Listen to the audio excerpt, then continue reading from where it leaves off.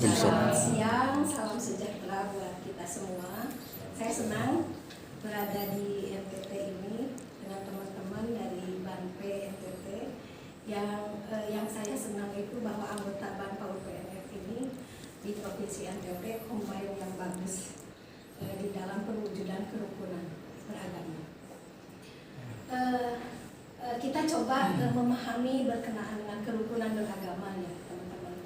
Di sini kita coba memahami moderasi beragama dengan udar asumsi dan membangun perspektif. Karena kerukunan itu dari perspektif sebetulnya. Kalau perspektifnya salah, kerukunan tidak akan terjadi. Begitu. Nah ini kita coba memahami moderasi di awal ini dengan udar asumsi dan membangun perspektif. Kita tahu bahwa negara kita terdiri dari berbagai bangsa, terdiri dari berbagai suku, bahasa, adat, ya, dan agama terutama berbeda yang diakui oleh negara kita. Sehingga tantangan negara kita kan banyak, sebagaimana kata-kata ini ya, Pancasila, alat sekuler dan komunis menjegal Islam. Kan ini juga satu hal yang perlu kita pikirkan. Tidak begitu sebetulnya, gitu ya. Nah ini padahal Soekarno menyatakan bahwa Pancasila hasil galian dari masa jauh sebelum Islam, karena dibangun dari kerajaan-kerajaan, nilai-nilai kebinekaan itu jauh ya sudah dibangun di kulturnya Indonesia sebelum Islam hadir.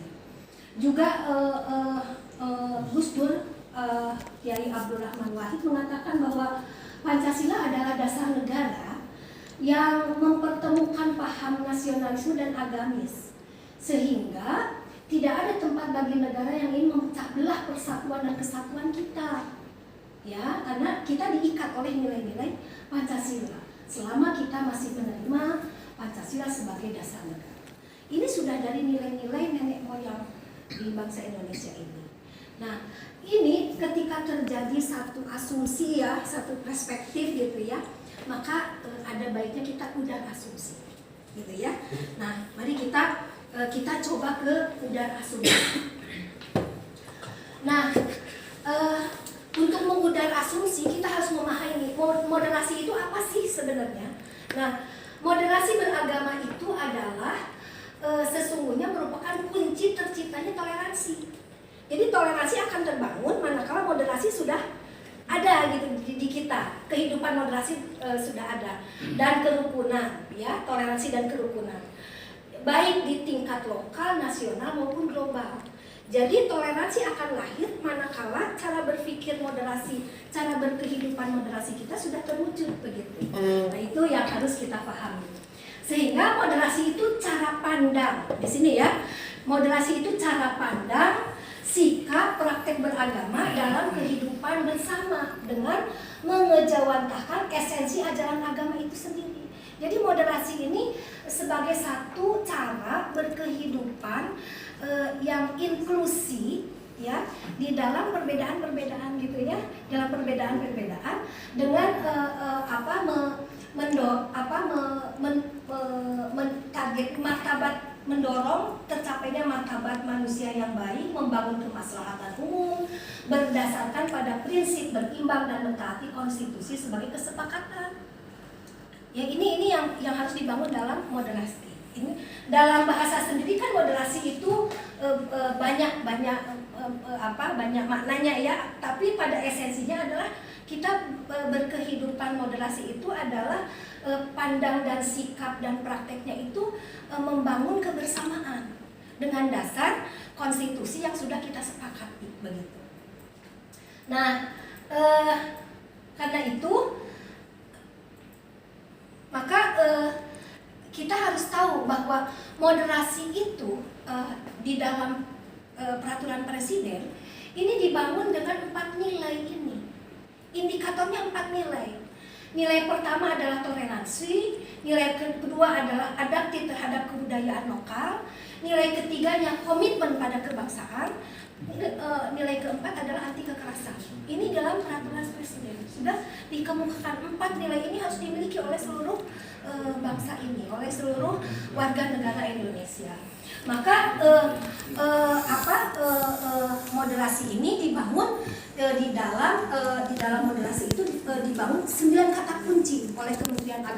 menggambarkan 9 kata kunci moderasi. Pertama, kemanusiaan, kemaslahatan umum, adil, berimbang, taat konstitusi, komitmen kebangsaan, toleransi, dan anti kekerasan. Kemudian yang satunya penghormatan pada tradisi. Ini adalah 9 kunci yang diuraikan dari 4 nilai tadi. Ya, ini adalah nilai moderasi. Nah, untuk membangun ini kan nggak mudah ya, nggak mudah membangun 4 kata kunci ini dan membangun 4 nilai itu tadi dengan perspektif yang macam-macam itu tidak akan mudah. Maka kita harus memahami bagaimana sih sebetulnya perspektif itu. Yang pertama, kita harus paham bagaimana membangun dan asumsi untuk membangun perspektif ini. Kita tahu di dalam cara berpikir kita. Di dalam cara berpikir kita ada sebuah teori, the map is not the territory. Apa yang kita pikirkan belum tentu sesuai kenyataan. Apa yang kita bayangkan belum tentu kenyataannya begitu kan? Saya membayangkan es itu enak, membayangkan es itu seperti itu. Pas ketemu esnya nggak seperti yang saya bayangkan. Itulah peta bukan pada apa yang sesungguhnya. Menurut seorang antropolog bernama Gregory Bateson, dikatakan bahwa sebetulnya wilayah adalah realitas eksternal. Cara berpikir adalah realitas internal gitu ya. Jadi kalau saya menggambarkan MTT kan tinggal ditulis aja peta ya. Tapi apakah peta yang ada pada buku akan sesuai dengan realita yang realita yang kita hadapi? Tentu tidak selalu kan, tidak selalu. Nah, perspektif di dalam pikiran itu adalah realita internal dalam pikiran kita. Realita sebenarnya, wilayah sebenarnya adalah eksternal. Nah, kadang-kadang apa yang ada di pikiran kita tidak sesuai dengan apa kenyataan. Sehingga ketika kita melihat satu potret saja, misalnya kok kelihatannya fotogenik banget ya, ini cantik banget, misalnya saya difoto seperti cantik, tapi kan begitu kenyataannya belum tentu kan, kok difoto cantik ya, tapi kan gitu, sering kan begitu. Nah, inilah yang dikatakan the map not is ya, the territory. Jadi apa yang kita pikirkan belum tentu loh, di foto begini ternyata kok begini kan gitu ya, kan begitu ya sering. Nah, ini cara perspektif ya, dalam perspektif. Maka yang harus difahami adalah kita bagaimana udara asumsi kita. Jadi ketika kita memahami satu perspektif, harus udara asumsi. Coba, Bu Sri, kalau Bu Sri melihat yang di bawah, ya, yang di atas, interpreted bird, itu mengatakan pikiran kita burung kan? Burung. Ketika kita melihat yang itu, yang hanya sayap, burung bukan? Burung ya? Burung. Itu kan interpretive perspektif ya.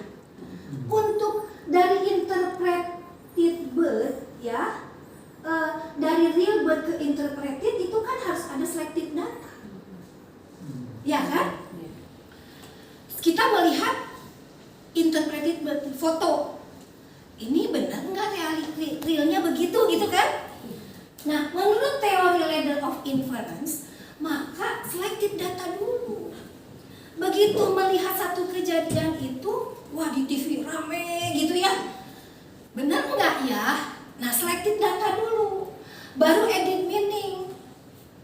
Ketika kita menyeleksi data, maknanya apa? Buat saya, buat bersama, buat kerukunan, buat nilai-nilai kehidupan berbangsa. Kita dapat nih, wah jadi panas nih, pengen langsung berbuat gitu. Tapi meaningnya apa buat kita? Buat pembangunan kita, buat keamanan kerukunan kita, kan? Nah ini misalnya, atau buat kehidupan kemaslahatan kita semua. Nah itu di edit meaning. Setelah selected data, edit meaning. Setelah edit meaning baru berasumsi dulu, simpan dulu, kita datanya belum lengkap. Silakan asumsi dulu, jangan langsung mengambil action. Nah, setelah berasumsi baru konklusi, kesimpulan. Baru kita menyimpulkan. Setelah kesimpulan baru believe, yakin. Oh benar ini, sohi ini, gitu kan. Nah, baru believe. Nah, cara berpikir dari selected data, edit meaning, assumption, conclusion, belief, dari mulai actual of experience sampai kepada action, itu harus menjadi reflective learning buat kita terus menerus. Jadi ketika kita dapat berita begini A, itu selected data bener nggak A, gitu ya. Baru nanti edit meaning, baru nanti konklusi, gitu. Assumption, baru nanti konklusi, baru nanti belief. Ini yang saya yakin. Nah, cara reflective learning itu harus reflektif diperbesar. Lukis itu kan diperbesar ya. Ini dari kejauhan kok kayak gini ya. Ini benar, ini kayak mau mukul aja dari kejauhan. Deketin nih. Ini benar burung. Deketin lagi. Oh, sambil sudah deket benar ini burung, kan gitu. Nah, believe. Jadi ini harus diperbesar. Kalau kita memperoleh actual of experience tentang something, tentang sesuatu. Nah, supaya apa? Supaya kita udah asumsinya utuh gitu ya dalam berpikir kita. Nah, cara berpikir ini salah satu untuk memberikan solusi pada penangkalan hoax, penangkalan isu ya yang sehingga memecah belah gitu. Jadi diharapkan terutama kalau ini seluruh ASN menurut Presiden ya, ASN itu harus menjadi garda terdepan di dalam udah asumsi ini. Nah, selanjutnya coba perspektif ini. Kalau Bu Sri melihat ini apa? Segitiga. Ada yang lain? Kalau Bu Siska melihat ini apa? Bintang. Dan lingkaran. Pak Angel bintang. Bu Siska segitiga. Pak Angel bintang. Ada yang lain? Dua segitiga. Dua segitiga. Lingkaran, 3 lingkaran. Ada yang berpikir ini binatang lagi makan? Mungkin ada ya? Bisa jadi kan? Bisa. Perspektifnya berbeda. Perspektif berbeda tergantung pada kognisi, cara berpikirnya, pengalamannya. Karena saya takut pada kecoa, misal ketika dari kejauhan ada yang seperti kecoa, gitu misalnya ya, langsung gitu, padahal itu bukan kecoa, kan gitu. Jadi tergantung experiences kognisi kita. Bagi orang yang takut makan nasi, begitu melihat nasi merinding ya, benar nggak? Karena perspektifnya berbeda ya. Ada kan yang tidak suka nasi, gitu ya. Jadi perspektif orang itu berbeda-beda. Ini kenapa? Karena menurut psikologi ada kognisi yang bergerak di sini, dan di kognisi itu ada penyimpangan. Dari cara berpikir itu ada penyimpangan. Ada 6 penyimpangan dari cara berpikir kita, dari hasil tumbuh kembang kita dari kecil sampai dewasa gitu ya. Ada 6 penyimpangan yang harus kita waspadai nih. Karena kita ditumbuhkan dari kelembutan terus lembut gitu ya. Begitu kita dewasa dihadapkan pada kekerasan gitu kan. Jadi perspektif kita akan berbeda karena pengalaman kan gitu ya. Nah, itu menurut psikolog ada 6 penyimpangan kognisi yang harus kita waspadai agar kita tidak terjerumus pada berita yang atau fenomena yang salah ya, terjerembab pada hal yang salah. Apa itu penyimpangan kognisinya? Nah, ini yang harus kita pahami. Pertama, itu yang disebut penyimpangan itu bias kognitif menurut psikologi. Setiap orang ada bias kognitif yang perlu kita perhatikan dan waspadai. Setiap orang ada, waspadai. Ada penyimpangan kognisi di kita. Yang pertama egocentric memory. Egocentric memory itu apa? Kecenderungan untuk melupakan bukti dan informasi yang tidak mendukung pendapat kita dan mengingat bukti dan informasi yang mendukung. Sudah menjadi manusiawi kalau misalnya ada berita anak kita nakal, informasi yang memberitakan anak kita nakal kita limit, ya kan? Karena kita punya kecenderungan melindungi toh. Ini adalah bias, gitu ya.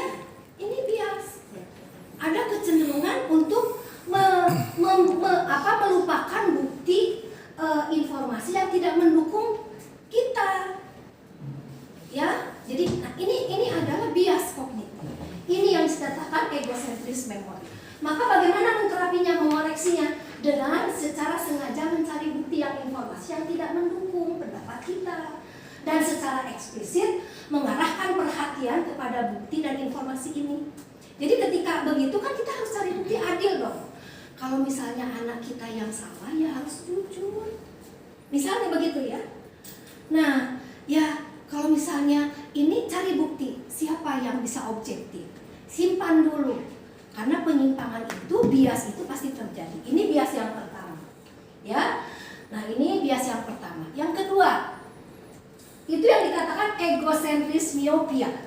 Egosentris, bias kognitif egosentris miopia, kecenderungan alamiah untuk berpikir absolut dalam sudut pandang yang sempit. Kacamata kuda.